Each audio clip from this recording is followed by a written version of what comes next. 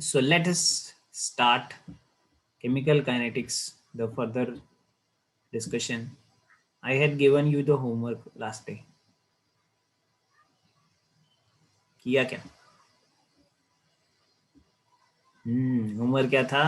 Writing the difference between the order and writing the difference between order and molecularity. अच्छा, done लिख भाई, dinner क्यों लिख रहा है?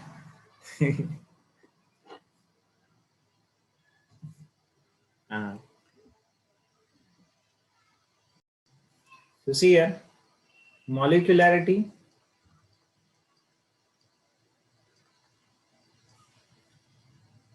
and order.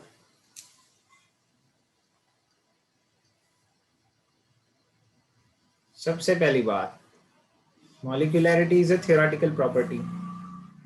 Molecularity is it is theoretical, है ना? ये एक्सपेरिमेंटली कैलकुलेट नहीं होता है, जैसे वो ऑर्डर अपन एक्सपेरिमेंटली निकालते थे, ठीक है ना? Theoretical property.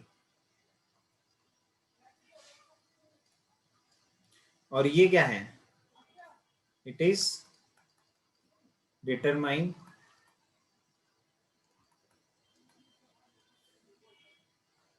हाँ एक्सपेरिमेंटली।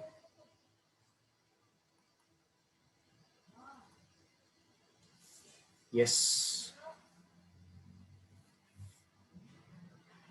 दूसरा पॉइंट ऑफ डिफरेंस ये था कि हाँ, ये एक नेचुरल नंबर होता है,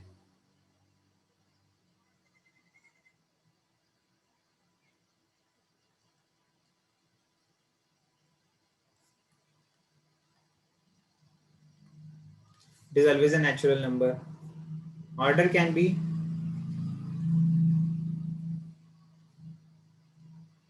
नेगेटिव, जीरो और पॉजिटिव। फ्रैक्शन भी हो सकता है, ठीक है ना?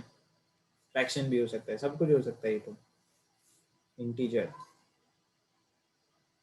और क्या, और क्या लिखा आपने?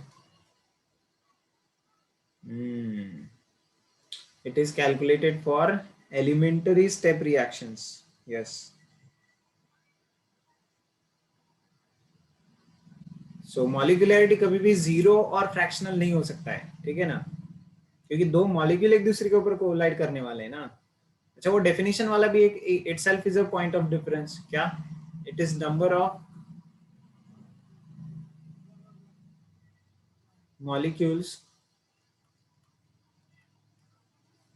Colliding in reaction. और ये क्या होता है? Sum of powers of concentration term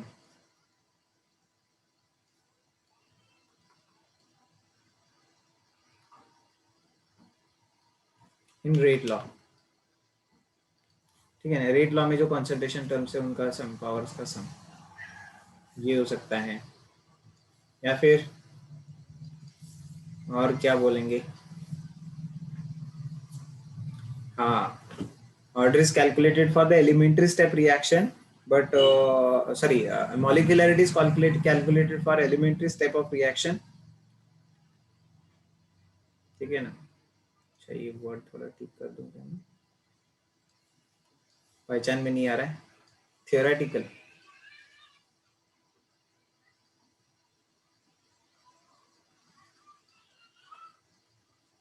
ठीक है, अभी आ रहा है। क्या करे यार, लिखने में थोड़ा सा दिक्कत हो जाता है। थेरी, अभी तो दिखता होगा, थियोरेटिकल प्रॉपर्टी है। नेक्स्ट है, देखो, it concerns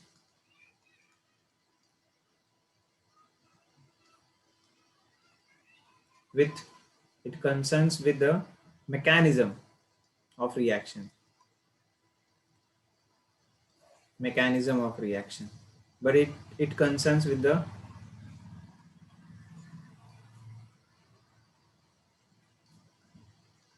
kinetics of the reaction मतलब स्पीड,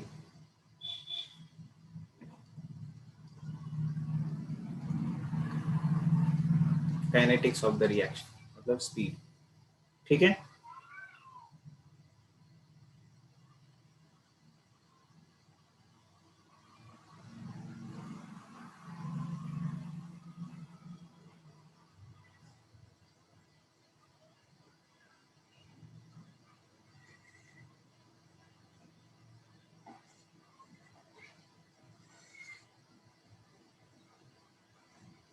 ये नेगेटिव नहीं हो सकता, वो नेगेटिव हो सकता है। मतलब जस्ट पॉइंट ही बढ़ाना है तो आप बोल सकते हैं molecularity can never be negative, order is order sorry molecularity can never be negative, order can be negative and so many, कुछ भी बोलते जा सकते हैं। फाइन भाई, ये सारे पॉइंट्स ऑफ डिफरेंस, इसके आगे भी आप लोग कुछ कुछ लिखना है तो आप लिखते जा सकते थे, but I just want to discuss this much. ठीक है, तो चलो यहाँ तक तो ठीक है, यहाँ तक तो कर लिया हमने।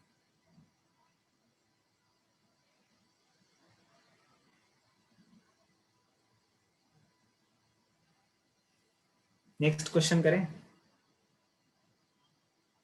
अब देखो, कल भी एक स्टेटमेंट दिया आपको, दैट इज जब भी अपन रेट लॉ लिखते हैं, ठीक है ना, जब भी अपन रेट लॉ लिखते हैं तब रेट लॉ में इंटरमीडिएट मेंशन नहीं होना चाहिए, but rate is determining from the slowest step of mechanism, है ना, rate is determined from the slowest step of mechanisms.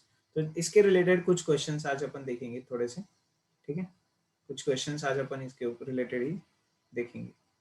जैसे कि सपोज मान लीजिए आपको ऐसा दिया हुआ है नाइट्रिक ऑक्साइड का डिकम्पोजिशन,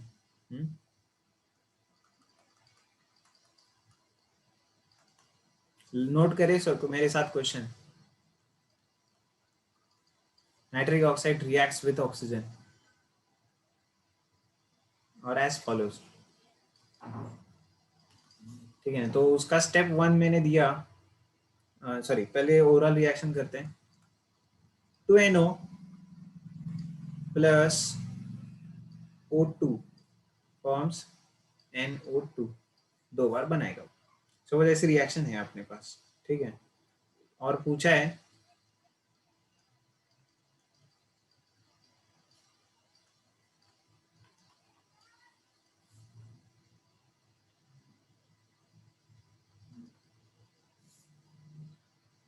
फर्स्ट स्टेप क्या है इसकी, NO गैसियस प्लस से O2 गैसियस, पहले स्टेप में रिएक्ट कर रहा है, ठीक है ना, और इसका इक्विलिब्रियम का कांस्टेंट भी दिया हुआ अपन को K1 फॉर्म्स NO3, ये क्या बनाया NO3, फर्स्ट स्टेप है, ये दिया जा रहा है NO3 गैसियस। सेकेंड स्टेप दिया जा रहा है अपन को, ये जो NO3 गैसियस है ये रिएक्ट कर रहा है किसके साथ, NO3 गैसियस फिर से NO के साथ, और इसमें वो बना रहा है इसका इक्विलिब्रियम, ये सिंगल मतलब फास्ट रिएक्शन हो रही है NO गैसियस, और ये स्लो दिया जा रहा है, ये क्या दिया जा रहा है आपको, स्लो दिया जा रहा है, और रेट लॉ प्रेडिक्ट करो बोल रहे हैं, रेट लॉ प्रेडिक्ट करो बोल रहे हैं। सबसे पहले बात समझ लो मैं क्या पे कहना चाहता हूं, सबसे पहले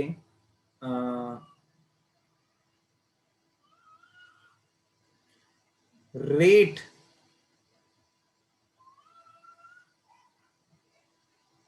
can be calculated, rate law R is equal to K into concentration of, अब यहाँ पर स्लोएस्ट स्टेप ऑफ मैकेनिज्म से ही रेट लिखना है ना मुझे, तो क्या लिखूंगा मैं NO3 into concentration of NO, and क्योंकि मुझे पता है these are single elementary step reactions, क्योंकि हमको पता है ना कि ये एलिमेंट्री रिएक्शन है, कैसे पता है, अरे यही तो प्रेडिक्ट किया है, मतलब उसके मैकेनिज्म बताया, मतलब क्या है, वही सिंगल सिंगल स्टेप्स है ना, यस और no, these are elementary step reactions ना।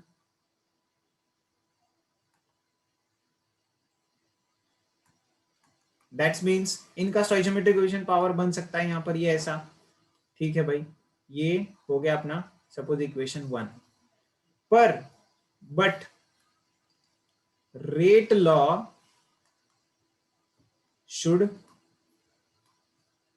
not have or contain intermediate. यहां पर इंटरमीडिएट कौन है बता सकते हैं आप?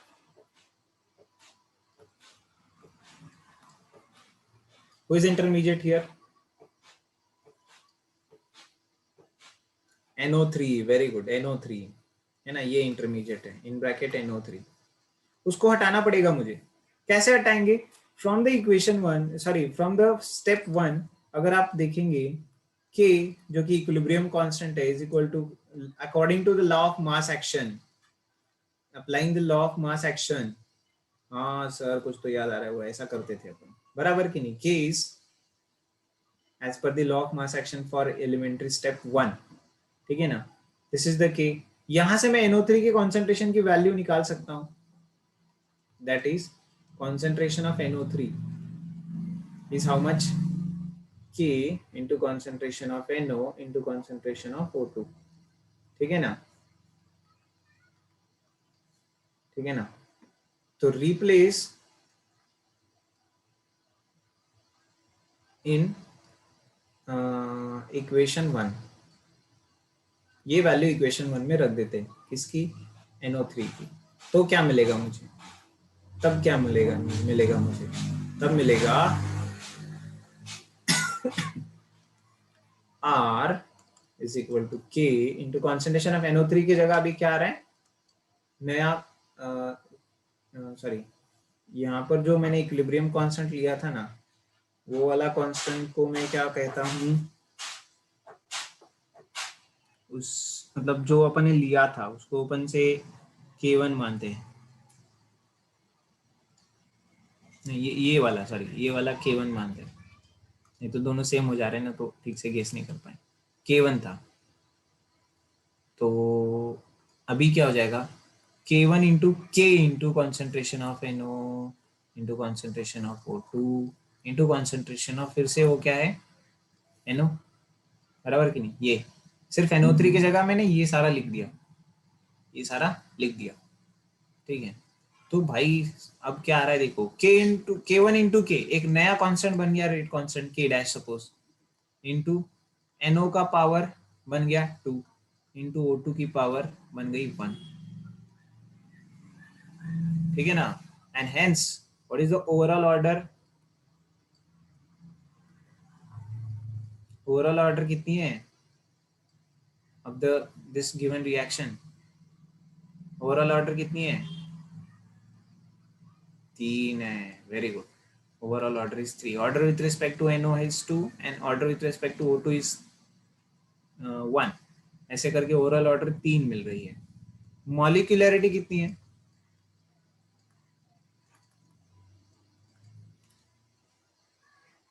This is final rate law. Predict the rate law बोला था ना.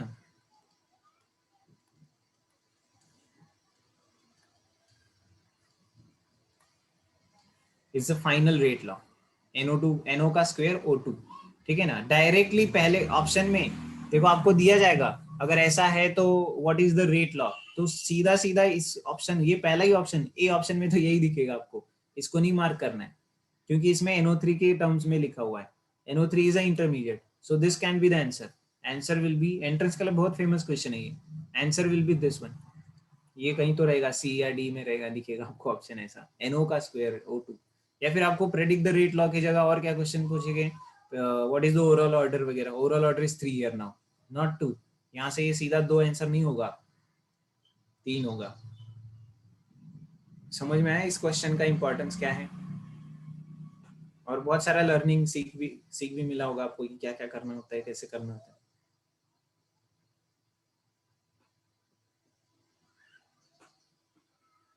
मॉलिक्यूलरिटी ओवरऑल कितनी है भाई? स्लो स्टेप कौन सी है ये, इसकी मॉलिक्यूलरिटी कितनी है? जो स्लो स्टेप की मॉलिक्यूलरिटी वही ओवरऑल के लिए बता सकते हैं, क्योंकि ओवरऑल के लिए मॉलिक्यूलरिटी वैसे होता ही नहीं, वो स्लो स्टेप के लिए ही होता है.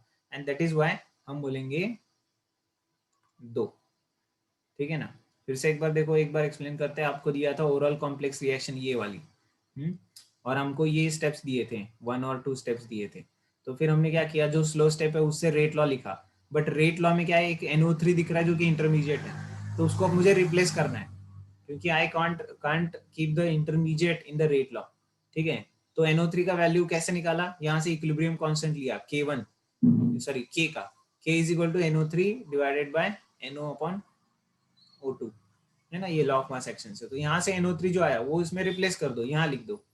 तो ये जो इक्वेशन 2 है वो 1 में रिप्लेस मार दिया मैंने। तो भाई इसका जो इक्विलिब्रियम कांस्टेंट, ये पहले का था K1 रेट कांस्टेंट, सॉरी ये जो K1 था इनटू ये K1 इंटू के नया कांस्टेंट बन जाएगा, फिर NO का स्क्वायर हो जाएगा और ये O2, इसलिए यहाँ पर आ गया NO का स्क्वायर और O2, इसलिए टोटल ऑर्डर 3 आ गई। बट मॉलिक्यूलैरिटी स्लोएस्ट स्टेप से ही निकाली जाते हैं, वहां पर 2 आइटम एक दूसरे के ऊपर कोलाइड कर रहे हैं तो वो 2 ही रहेंगे। ये वाला जो स्टेप है, NO3 और NO कोलाइड कर रहे हैं ना एक दूसरे के ऊपर लोएस्ट स्लोएस्ट स्टेप में, इसलिए वहां पर 2 लिखा है। फाइन, ओके, आगे बढ़ो ना। एक स्पेशल टाइप करते हैं, दैट इज कौन सा, स्यूडो फर्स्ट ऑर्डर रिएक्शन, ठीक है ना।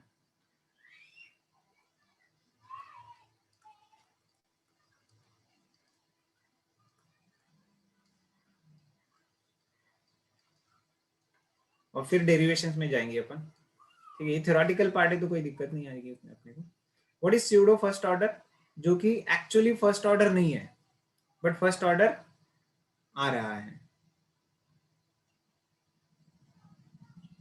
ठीक है ना, फर्स्ट ऑर्डर आ रहा है। क्या हुआ भाई धर्मराज, हैं, why don't we write molecularity of the overall order, molecularity of the overall order ये क्या होता है भाई? मॉलिक्यूलरिटी एलिमेंट्री रिएक्शन के लिए होता है ना। जैसे इसमें एलिमेंट्री स्टेप कौन सी थी, ये वाली थी, मतलब वो दोनों एलिमेंट्री थे बट वो स्लोएस्ट स्टेप क्या है, ये है। तो अपन ओवरऑल रिएक्शन के लिए अगर मॉलिक्यूलरिटी पूछ रहे हैं ना, तो वो स्लोएस्ट स्टेप की मॉलिक्यूलरिटी लिखते हैं, ठीक है। बस ऑर्डर में प्रॉब्लम ये हुआ कि NO3 की टर्म नहीं रह सकती थी, इसलिए अपन ने उसको कन्वर्ट कर लिया, तो उसमें ऑर्डर 3 हो गई, बट मॉलिक्यूलरिटी 2 ही रहेगा, क्योंकि in the slowest step of mechanism which two molecules are colliding NO3 and NO, तो इसलिए वो 2 ही रहेगा मॉलिक्यूलरिटी, ठीक है। Okay, molecularity is always calculated for the elementary step, overall reaction के लिए नहीं निकालते, ठीक, because that will not have any significant meaning, क्योंकि रेट अल्टीमेटली रेट तो वो स्लो स्टेप ही कंट्रोल कर रहा है ना, slowest step is controlling the rate of reaction, तो उसकी मॉलिक्यूलरिटी लिखना मतलब ओवरऑल रिएक्शन। चलो भाई, स्यूडो फर्स्ट ऑर्डर रिएक्शन दिखने में फर्स्ट ऑर्डर दिख रहा है बट वो नहीं है फर्स्ट ऑर्डर। फॉर एग्जांपल मैं आपको बताऊंगा, सबसे पहले थोड़ा सा एक्सप्लेनेशन देता हूँ। In such type of reaction generally क्या होता है, देखो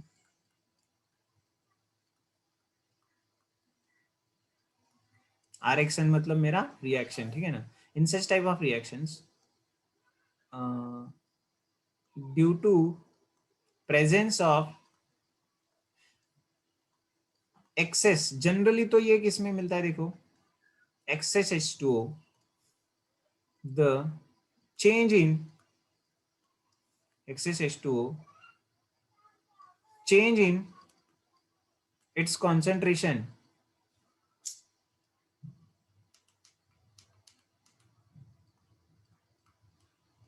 is negligible, ठीक है ना। concentration change in the water is negligible, क्योंकि वो इतना एक्सेस अमाउंट में प्रेजेंट रहेगा कि वो ज्यादा बदलेगा ही नहीं concentration। For example the hydrolysis reaction, so it is taken as constant। अब देखो कांस्टेंट है तो वो कांस्टेंट के साथ मल्टीप्लाई हो जाएगा रेट कांस्टेंट के साथ और एक नया कांस्टेंट बन जाएगा। समझ में आएगा आपको बात, क्या होता है first order pseudo first order reaction में जनरली जो है वाटर या फिर कोई भी रिएक्टेंट, ऐसा एक रिएक्टेंट है जो बहुत एक्सेस में था और उसका कॉन्सेंट्रेशन चेंज नहीं हो रहा है, तो it is taken as a constant and multiplied with the rate constant, इसलिए उसकी ऑर्डर खत्म हो गई। से for example hydrolysis reactions,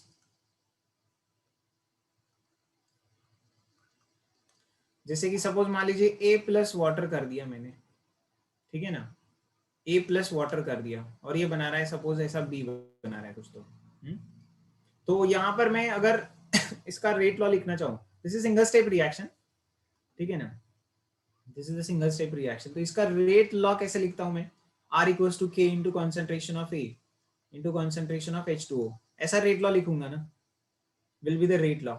so actual order क्या बोलूंगा मैं, यहाँ पर एक 1+1 है बराबर ना, कॉन्सेंट्रेशन टर्म की पावर ऐड कर दो, 2 हो गई। एक्चुअल ऑर्डर क्या बोलूंगा मैं, 2 है। But the change in concentration of water is negligible, मतलब कॉन्सेंट्रेशन ऑफ वाटर चेंज ही नहीं हो रहा है। Concentration of water is almost constant, excess है ना, as it is in excess, बहुत सारा प्रेजेंट है, तो फर्क ही नहीं पड़ा उसका, कुछ थोड़ा बहुत बदल गया तो कुछ फर्क नहीं पड़ा उसका उतना, ठीक है ना। सो कॉन्सेंट्रेशन ऑफ H2O को मैं एक नया कांस्टेंट मानता हूँ, इज इक्वल टू K1, या फिर चलो ठीक है ये कांस्टेंट ही है, इसलिए मैं क्या करूंगा K इंटू H2O, इसको एक नया कांस्टेंट ले लूंगा K1, इसको एक नया कांस्टेंट लूंगा K1, एंड हेंस क्या हो जाएगा, R is equal to K1 into concentration of A. So that means that is it is first order reaction, है ना, it is, but कैसी first order, pseudo first order, it is pseudo first order, यहाँ पर यहीं पर लिख देते हैं pseudo first order reaction।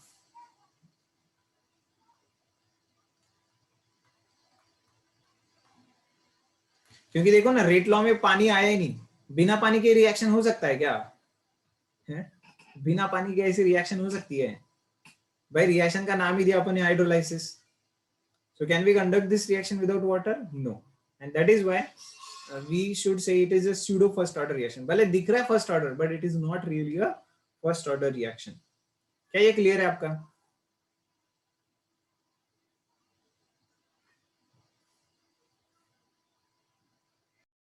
हो गया? Fine. So in such all pseudo first order reactions, क्या होता है? In such all pseudo first order reactions क्या क्या करना है? सबसे पहली बात तो it is pseudo first order, ठीक है ना, मतलब अगर सपोज मान लीजिए मॉलिक्यूलरिटी पूछा आपको, मॉलिक्यूलरिटी स्टिल 2 हियर, ठीक है ना, though it is pseudo first order, देखो rate is only dependent on concentration of A, ठीक है ना। pseudo first order में क्या है, यहाँ पर रेट का rate law, actual rate law में क्या हो रहा है, सिर्फ ए ही नाम दिख रही है, तो कॉन्सेंट्रेशन ऑफ ए के ऊपर रेट डिपेंड कर रहा है, how the concentration of A changes उसके ऊपर रेट डिपेंड करेगा, क्योंकि वाटर का कॉन्सेंट्रेशन चेंज ही नहीं हो रहा है, ठीक है। But so order is 1, but क्या बोल सकते हैं अपन, मॉलिक्यूलरिटी विल रिमेन 2,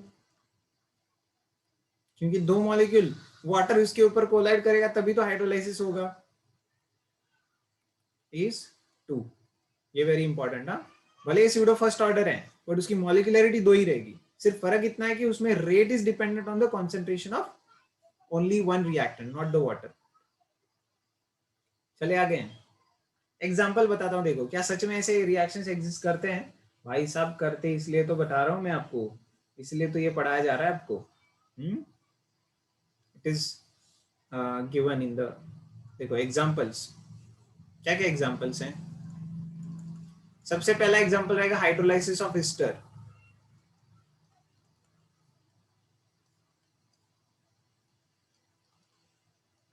ठीक है ना, एस्टर का हाइड्रोलाइसिस, जैसे कि सपोज मान लीजिए आप सिल्वर बोल रहा हूँ, मिथाइल एसिटेट ले रहे हो, मिथाइल एसिटेट प्लस आप वाटर कर दो in presence of H+, acidic medium में हाइड्रोलाइसिस ऑफ एस्टर, ठीक है ना, एसिडिक मीडियम में हाइड्रोलाइसिस ऑफ एस्टर, ऑर्गेनिक में पढ़ा होगा, अब तक हुआ कि नहीं यार, ये हुआ नहीं है लगता है, तो देखो यहाँ पर पानी डाल दिए तो क्या बन जाएगा, CH3 COOH प्लस CH3OH, मतलब एक एसिड प्लस अल्कोहल, इसका उल्टा पहले पड़ता है एक्चुअली, स्टरिफिकेशन रिएक्शन मतलब इसका उल्टा होता है, ठीक है ना। Acid plus alcohol in acidic medium अपन पहले क्या करता है, ऐसा बनाते हैं, बट अगर एस्टर के ऊपर ऐसा कर दिया तो ये बन जाता है। अल्कलाइन मीडियम में बनाएंगे तो सोप करता मिलता है, देखो ये एसिडिक मीडियम में हाइड्रोलाइसिस किया एस्टर का, तो ये एसिड और अल्कोहल मिल गया चुपचाप से, बट यही अगर आप अल्कलाइन मीडियम में करने जाओ तो आपको सोप मिलती है,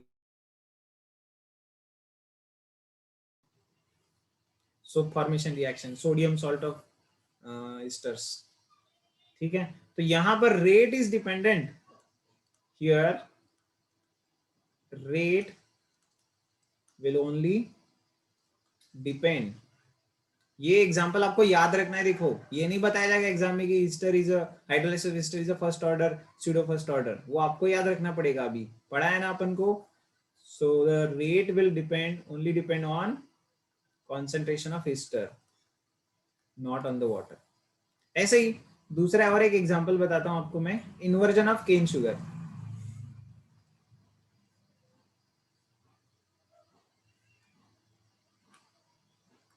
ये क्या होता है भाई, इन्वर्जन ऑफ केन शुगर क्या होता है, बहुत सिंपल है, क्या sucrose plus water, hydrolysis of sucrose होता है ना ये, तो forms glucose plus fructose. Sir इसको इन्वर्जन क्यों बोलते हैं, पढ़ेंगे आगे, थोड़ा देर के बाद पढ़ेंगे उसको। सुक्रोज ये जो शुगर होती है वो डेक्स्ट्रो रोटेटरी है, बट इसका मिक्सचर जब बन जाता है ग्लूकोज और फ्रक्टोज का, वो लियो रोटेटरी बन जाता है। मतलब ऑप्टिकल एक्टिविटी रिलेटेड है क्या इसमें, यस ऑप्टिकल एक्टिविटी के साथ रिलेटेड है ये। क्या द सुक्रोज में ऑप्टिकल रोटेशन अगर राइट में दिख रहा है तो उसके मिक्सचर ये हाइड्रोलाइसिस के बाद वो लेफ्ट में दिखेगा, ऐसा वाला रोटेशन, तो इसको बोलते हैं inversion of cane sugar. Hydrolysis के बाद उसका पूरा ऑप्टिकल रोटेशन ही चेंज हो रहा है, that is why inversion of cane sugar, ठीक है फाइन।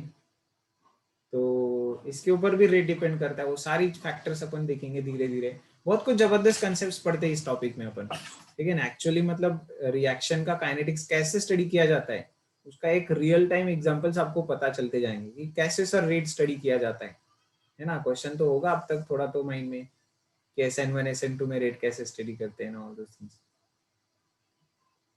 चलिए भाई नोट किया, now let's do some of the examples, ठीक है ना। तो examples of zero order reaction, सुनने में ही अजीब लगता है, जीरो ऑर्डर रिएक्शन, फिर रेट डिपेंड किसके ऊपर करेगा, अगर जीरो ऑर्डर रिएक्शन है तो कॉन्सेंट्रेशन के ऊपर तो रेट डिपेंड करेगा ही नहीं, बराबर कि नहीं। In zero order reaction, the rate of reaction will not dependent on the concentration of the reactant, yes or no? So फिर कैसे एग्जांपल्स है, देखो टिपिकल एग्जांपल होते हैं for the zero order reaction. से पहला एग्जांपल है देखो, डीकम्पोजिशन ऑफ अमोनिया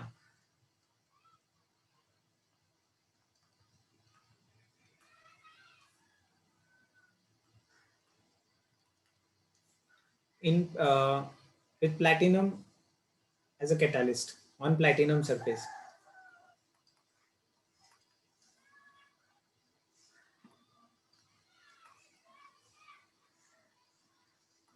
ये एक एग्जांपल हो गया, जैसे कि से 2NH3 है अपने पास, in presence of platinum it will decompose into N2 plus 3H2, मतलब हेबर्स का उल्टा कर रहे हैं, ठीक है, हेबर्स की रिएक्शन है ना उसका उल्टा। नेक्स्ट एग्जांपल देखो,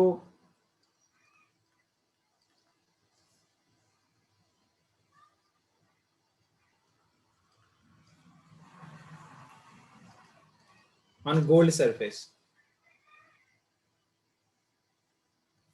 मतलब HI, डिकम्पोजिशन ऑफ HI, मतलब जनरली जो जीरो ऑर्डर रिएक्शन होते हैं वो क्या होता है, डिकम्पोजिशन ही होते हैं, ठीक है, डिकम्पोज होना, आपको पता है H2 plus I2 gold surface पे हो गया, बट ये ठीक है, या फिर reaction between acetone and bromine,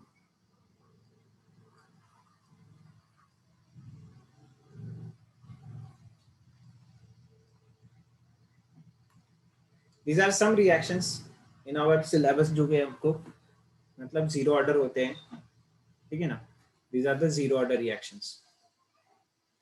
okay so यहाँ पर क्या होता है, तो फिर सर रेट कैसे डिपेंड करे, मतलब इसका अगर मैं रेट लॉ लिखूंगा तो भी कैसा रहेगा, R is equal to k into concentration of NH3 to the power 0 हो जाएगा ये तो, मतलब इसका तो पावर है ही नहीं।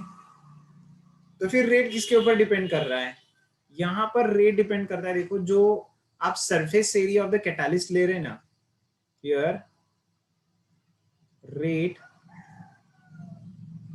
में depend upon surface area of the catalyst, मतलब जितना कॉन्सेंट्रेशन कितना है वो लेना देना नहीं है, बट उस कंटेनर में जब किसी क्लोज कंटेनर में रिएक्शन करते होंगे आप, तो उसमें जो डिकम्पोज करने के लिए जो फैक्टर पॉसिबल है, जो रिस्पॉन्सिबल है, प्लैटिनम सरफेस या गोल्ड सरफेस, उसके कांटेक्ट में जितने मॉलिक्यूल आ रहे हैं वो डिकम्पोज हो गए। समझ में आ रहा है, भले आपके पास कितना भी कॉन्सेंट्रेशन क्यों ना हो, but those molecules which will come in contact with the surface वो डिकम्पोज हो रहा है, इसलिए द रेट में depend upon surface area of catalyst, ठीक है ना, और यू मे से द टेम्परेचर, और टेम्परेचर इनके इन फैक्टर्स के ऊपर रेट डिपेंड कर सकता है, ठीक है ना, but it is not dependent on the concentration.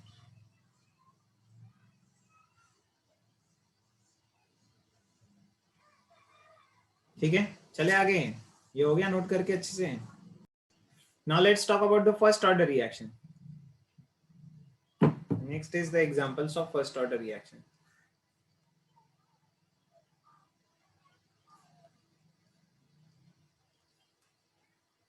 वैसे एक एग्जांपल में दिए जाता है, क्वेश्चन में भी दिया जाता है, बट फिर भी कुछ कर रहे हैं अपन ऐसे ही, ठीक है ना, जस्ट इंफॉर्मेशन के लिए कर रहे हैं।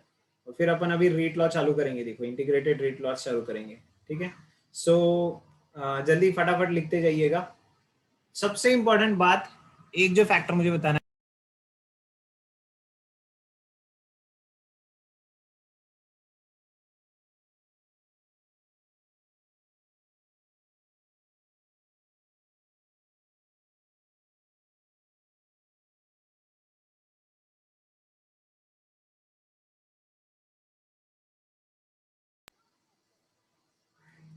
यस, ऑल, सबसे पहला बात, all radioactive, all radioactive reactions are first order reactions. वाह, मतलब जितने भी न्यूक्लियर रिएक्शंस होंगे ना, मतलब पूरा न्यूक्लियर केमिस्ट्री का बेस ही ये होता है। न्यूक्लियर केमिस्ट्री जो एडवांस के लिए टॉपिक होता है ना, जेई एडवांस के लिए, उसका बेस ही ये है बेटा अभी, ठीक है ना। so, सारे वो रिएक्शन जो होते हैं, ऑल न्यूक्लियर रिएक्शंस और radioactive reactions are first order reactions, first order kinetics follow करते हो, ठीक है ना। ये मतलब बहुत इंपॉर्टेंट स्टेटमेंट पढ़ा अपन ने, ठीक है। या फिर अभी बाकी के सब यही है, डिकम्पोजिशन ऑफ N2O5, ठीक है ना। बाकी के रिएक्शंस तो क्या है भाई, टाइम पास है सब, NO2 plus half O2, balance है क्या ये, 4 5, ठीक है। बाकी ये सब बाकी के एग्जाम्पल है, SO2 Cl2 first order, SO2 plus Cl2, है ना, सल्फ्यूरिल क्लोराइड का डिकम्पोजिशन, सल्फ्यूरिल क्लोराइड का डिकम्पोजिशन, या फिर अपने पास है इथाइल क्लोराइड का डिहाइड्रो हैलोजिनेशन, फर्स्ट ऑर्डर होता है ये।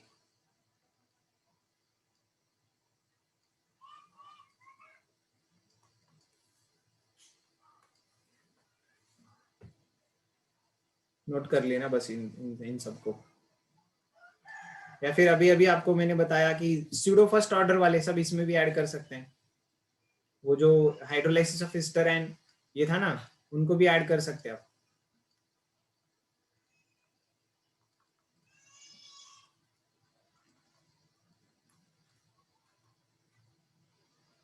वो भी तो स्यूडो फर्स्ट ऑर्डर ही है, तो वो भी तो ऐड कर सकते हैं इसके अंदर। चलो भाई, तो ये सब पढ़ लिया अपन ने, बेसिक पार्ट एकदम, ठीक है ना। अब अपन को इंटीग्रेटेड रेट लॉ चालू करना है, जल्दी से लिख लो इसको, चालू कर। अब देखते हैं, देखो, now let's begin the one of the most interesting part, ठीक है ना, और most important part of the chapter. ठीक है, आपको जबरदस्त मजेदार काम लगेगा या ना लगेगा, बट ये तो करना पड़ेगा। That is the integrated rate laws. जैसे आप लोग जेई वालों को कोई टेंशन नहीं है, इंटीग्रेटेड रेट लॉ कैसे कैसे बनाएंगे, इंटीग्रेट करके अलग अलग इक्वेशंस बनाएंगे, जीरो ऑर्डर के लिए, फर्स्ट ऑर्डर के लिए, सेकंड ऑर्डर के लिए। सिलेबस में तीन ज्यादा मेनली फोकस किया जाते हैं, zero order, first order and second order से। मान लीजिए, ध्यान दीजिएगा सब लोग, अभी बस मन लगा करके पढ़ना है बस। ए फॉर्म्स द प्रोडक्ट। अब सारा अटेंशन मेरी तरफ, हाँ, लिखने के लिए नहीं, सारा अटेंशन मेरी तरफ। तो इसका मैं रेट लॉ कैसे लिखूंगा, के इंटू कॉन्सेंट्रेशन, लिखने को बाद में समय दिया जाएगा, है ना। पावर एन कर दिया, सपोज मान लीजिए, टू द पावर एन कर दिया। बट मैंने क्या बोला था आपको, rate depends on the instant to instant, मतलब it keeps on changing as the concentration of A keeps changing. So that means ये जो रेट लॉ लिखते हैं वो इंस्टेंटेनियस रेट इक्वेशन में जो लिखा था अपन ने उसके साथ कंबाइन इक्वेट किया जा सकता है। This is nothing but instantaneous rate of the ए, क्योंकि यहां पर मैं जो ए का कॉन्सेंट्रेशन डालूंगा, सपोज 5 सेकंड पे जो ए की कॉन्सेंट्रेशन थी, तो वो जो रेट आएगा वही वही minus D A by D T रहेगा, वही इंस्टेंटेनियस रेट रहेगा। मतलब इंस्टेंटेनियस रेट निकालने का फॉर्मूला ही रेट लॉ से होता है। ओके, यहां पर क्लियर हो रही है बात, क्या बता रहा हूं मैं। तो ये तो इक्वेशन सबको समझता है जो मैंने लिखा है अब तक, यहां तक था क्लियर। तो चलो अभी मैं बस क्या है, same similar term same side करते जाता हूँ। ये जो है ना अपने पास जो बना हुआ है, इसमें सिमिलर टर्म सेम साइड करते जाता हूँ। मतलब कैसा, से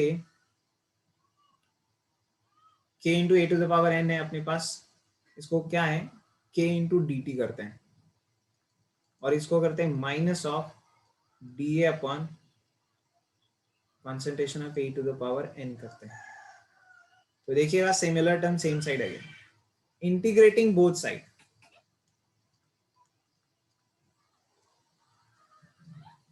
इंटीग्रेटिंग टू बोथ साइड।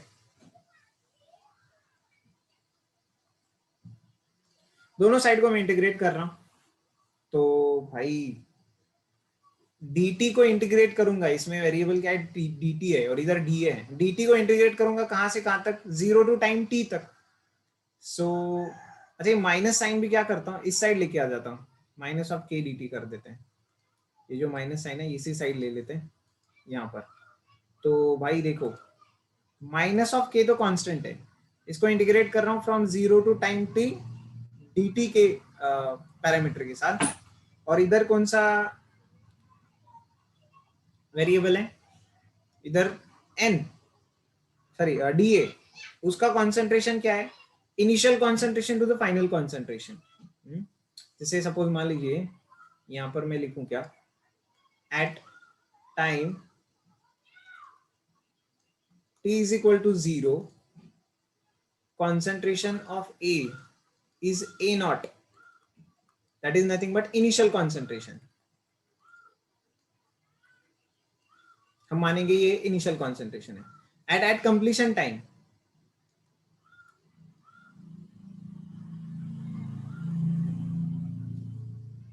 अरे अरे क्या लिखा,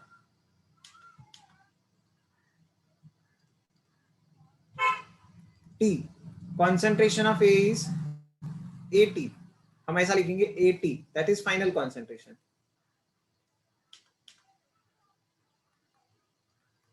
ठीक है ना, ये फाइनल कॉन्सेंट्रेशन है मेरी। तो भाई अब देखो इसमें कैसा होगा, इसको इंटीग्रेट करेंगे from 0 to t minus of k, integrate from 0 to t dt, और यहां पर करूंगा मैं integrate from a naught, concentration a naught to at, और ये क्या है 1 by a to the power n dA। Do you know the integrations of this, general formula तो पता ही होगा, है ना। अब तो मैथ्स के स्टूडेंट्स है, तब तो सब आता है भाई आपको। इसको आप इंटीग्रेट करके nth ऑर्डर के लिए, nth ऑर्डर के लिए इंटीग्रेशन का एक फॉर्मूला बना सकते हैं सीधा सीधा, है ना। nth ऑर्डर के लिए टी आप क्या होगा वगैरह वगैरह सब बना सकेंगे। अपन क्या करते हैं, इसको फॉर 3 कंडीशन के लिए इस्तेमाल करते हैं। n is equal to, let's calculate for n is equal to 0, nth order के लिए वो आपका होमवर्क रहेगा. Let's calculate it for n is equal to 0, 1 and 2. मतलब zero order, first order, second order के लिए अपन करते हैं वन बाय वन. ठीक है, यहां तक नोट कर लो पहले. चलो भाई, अपना टारगेट ज्यादा है, चलो देखते हैं क्या होता है, जितना होगा सो देखा जाए. फॉर पहला देखते हैं अभी. फॉर यहाँ पर मैं थोड़ा ये, फॉर जीरोथ ऑर्डर रिएक्शन.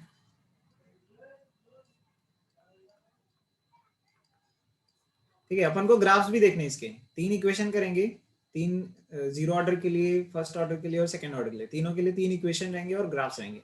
और zeroth order reaction n is equal to 0 रखना है भाई. तो फिर क्या आएगा, तब तो आएगा सर हमारा ये इंटीग्रेशन कुछ ऐसा आएगा, minus of k from 0 to time t dt is equal to concentration of a naught to at. ठीक है ना, concentration of a naught to at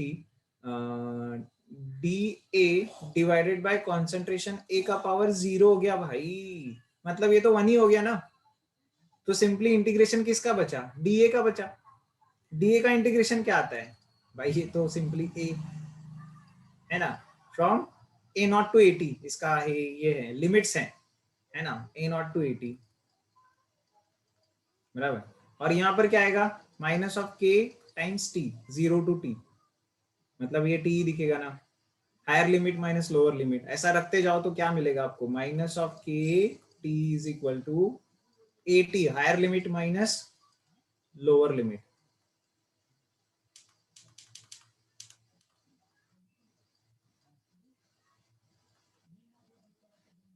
तो फाइनली इसको ऐसा करता हूं, देखो a t is equal to, final equation कैसा दिख रहा है देखो, a t is equal to final concentration is initial concentration minus kt, k times the time required. K is a rate constant here, right? K times the time required for the completion. Okay, ये समझ में आ रहा है.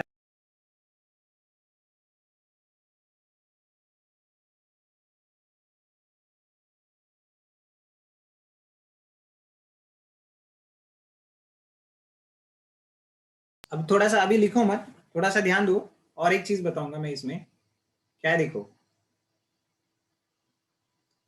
At completion time क्या हो रहा है देखो. एट कंप्लीशन टाइम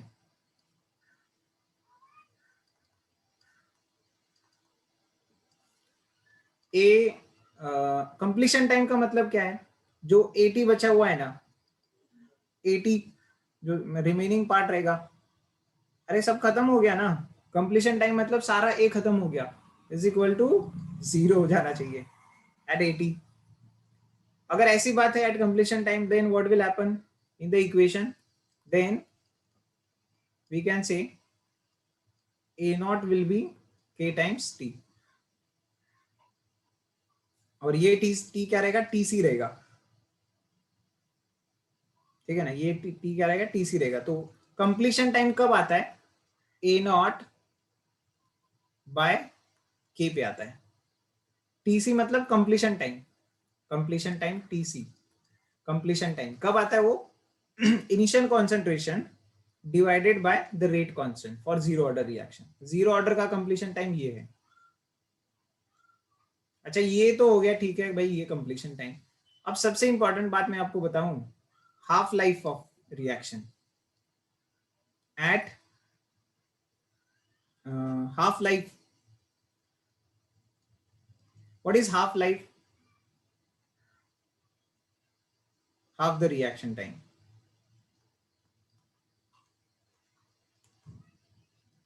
इसी को ही हाफ लाइफ बोलते हैं, हाफ रिएक्शन टाइम और हाफ लाइफ.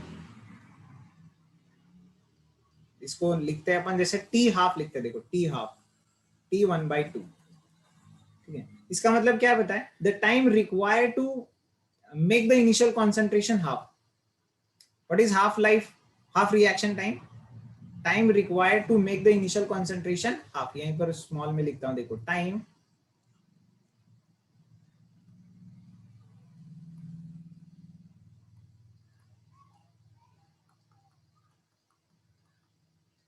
इनिशियल जो कॉन्सेंट्रेशन आपको भी दिया है ना, इनिशियल कॉन्सेंट्रेशन हाफ,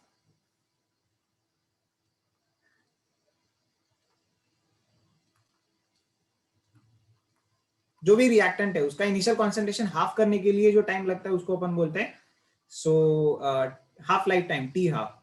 सो eight T half, eight T half क्या हो जाएगा? टी हाफ में मैं क्या बोलूंगा, होता क्या है? At T half in remaining concentration is equal to initial concentration का हाफ. यही तो रूल है ना अपना. यस और no? At T half, half life time concentration पे, हाफ लाइफ पे क्या हो जाएगा? Remaining concentration is half of the initial. बराबर कि नहीं? तो ये वैल्यू इसमें रख देते हैं. So keep this value in the equation, main equation.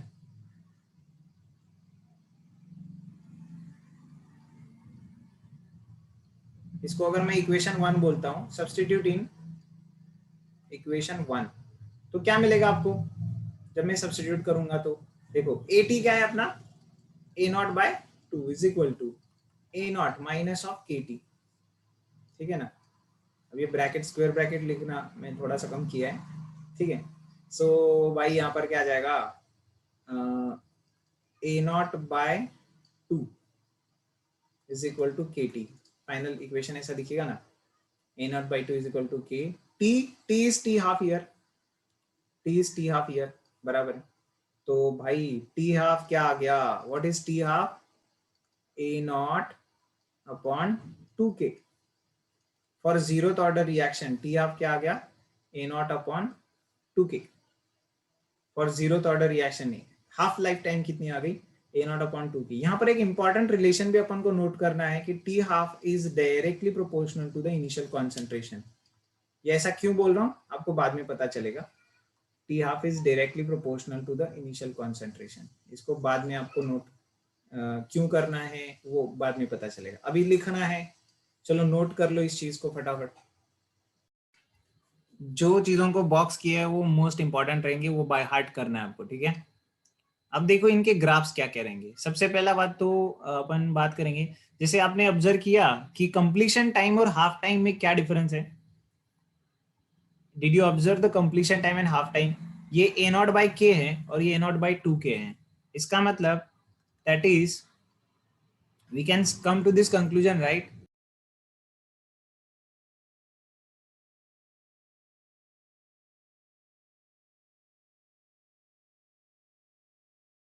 Yes और नो? ये सही है कि नहीं है? Completion time is just 2 times of the T half. हाँ,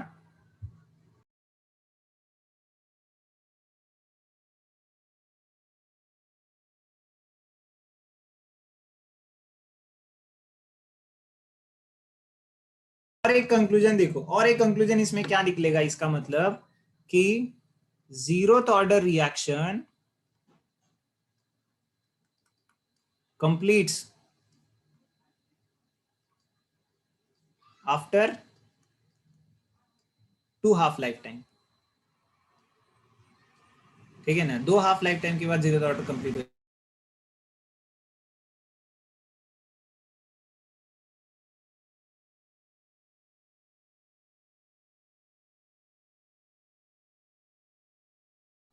zeroth order reaction completes after 2 half life time. ये एक अनदर कंक्लूजन मिल गया अपन को इसमें से ही. ठीक है. Yes sir. अब देखते हैं ग्राफ. देखो ठीक है ना, ये जीरोथ ऑर्डर के लिए ऐसा होता था. ग्राफ देखते हैं तो किसका किसका ग्राफ. सबसे पहले तो मुझे ग्राफ निकालना है. देखो एटी वर्सेस टी का ग्राफ, मतलब concentration remaining at the time T. इसका अगर ग्राफ निकालना है तो इसके लिए इक्वेशन फ्रॉम इक्वेशन 1 लिखते हैं. देखो फ्रॉम इक्वेशन 1 देखना है अपन को. इक्वेशन 1 से ये ग्राफ अच्छे से निकल जाएगा, आराम से निकल जाएगा. कैसा है, यहाँ पर लिखता हूँ. अरे भाई देखो, अगर अपने पास ये है A T is equal to A naught minus of K T, A T is equal to A naught minus K T, इसको मैं ऐसा कंपेयर कर लेता हूँ ना. क्या? y is equal to C plus M X, y is equal to c plus mx. It's a graph of straight line with the intercept of a naught and slope of minus k. बराबर. तो a t versus t का graph है. Suppose graph यहाँ से चालू होता है तो ये वैल्यू कौन सी है, ए नॉट की वैल्यू है, बट द डिक्रीजिंग स्लोप के साथ रहेगा।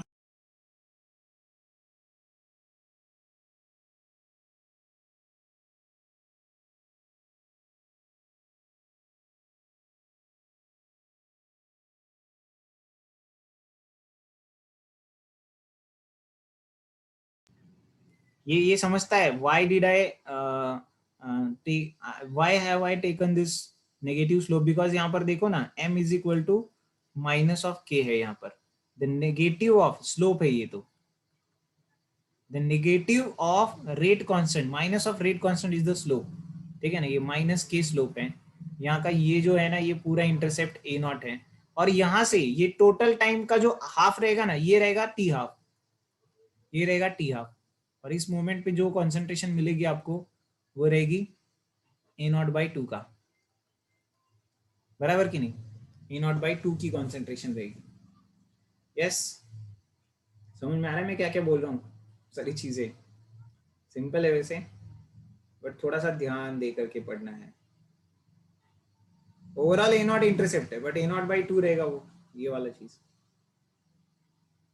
क्लियर है। Graph A naught by T का, ए नॉट वर्सेस टी का graph, sorry A T versus T का graph, we have taken it from this equation, ये जो इक्वेशन 1 निकाला था ना वहीं से लिया ये ग्राफ। क्लियर, कोई दिक्कत नहीं है, आगे बढ़ना है। और एक ग्राफ निकालते हैं, किसका ग्राफ सर, नेक्स्ट ग्राफ रहेगा अपना, ग्राफ रहेगा रेट वर्सेस टाइम का ग्राफ, किसका, रेट वर्सेस टाइम का ग्राफ, मतलब with respect to time rate क्या बदल रहा है, रेट वर्सेस टाइम का ग्राफ। अरे भाई यहाँ पर तो rate is equal to k into concentration of A to the power 0 हो रहा है, इसका मतलब R is constant, rate is constant k, बराबर कि नहीं, रेट इज कांस्टेंट, इसका कोई स्लोप टाइम के हिसाब से चेंज नहीं होगा, ना तो कम होगा ना तो बढ़ते जाएगा। सो रेट वर्सेस अगर टाइम आप कर रहे हो ये टी टाइम, तो रेट इज ऑलवेज कांस्टेंट, जो भी वैल्यू के की रहेगी ना उतनी वैल्यू लेकर के आप बस चलाते जाओ इक्वेशन को आगे, it's a constant slope, straight line रहेगा विदाउट एनी, यहाँ पर है straight line with decreasing slope, A T versus T का रेट है straight line with zero slope, slope ही नहीं उसको। क्या ये दो ग्राफ क्लियर है आपको जीरो ऑर्डर के? तो यही दो ग्राफ अपन फर्स्ट ऑर्डर और सेकंड ऑर्डर में भी निकालने वाले, यही दो ग्राफ फर्स्ट ऑर्डर और सेकंड ऑर्डर में भी निकालने वाले। तो फर्स्ट ऑर्डर का करता हूं मैं, बाकी सब आपका होमवर्क में रखते हैं, देखते हैं आप भी कैसा करते थोड़ा सा, है ना।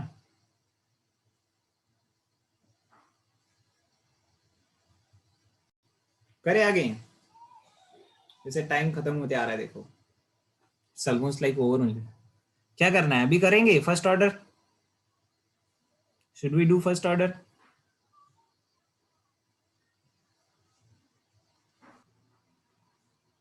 होमवर्क मतलब आपको समझेगा नहीं क्या करना है, ठीक है मैं होमवर्क दे देता हूँ, चलिए, क्योंकि it will take some time, at least 10 minutes तो मुझे लगेगा, क्योंकि उसमें 3 फॉर्म है। वो जो इक्वेशन है ना, जैसे अपन ये इक्वेशन लिखा हुआ है, ये जो अपन इक्वेशन लिखा है ना, ऐसे ये एक इक्वेशन रहेगा, वो लॉग के फॉर्म में आता है, तो लॉगरिथमिक फॉर्म, एक्सपोनेंशियल फॉर्म और एक नॉर्मल, ऐसे 3 टाइप के अलग अलग इक्वेशन अपन बनाएंगे उसमें, ठीक है। We will do it in the next lecture, but you can try it at your home, खुद भी ट्राई करें आप लोग। मिलते हैं नेक्स्ट लेक्चर में, गड़बड़ अच्छा नहीं है। Okay, will stop here.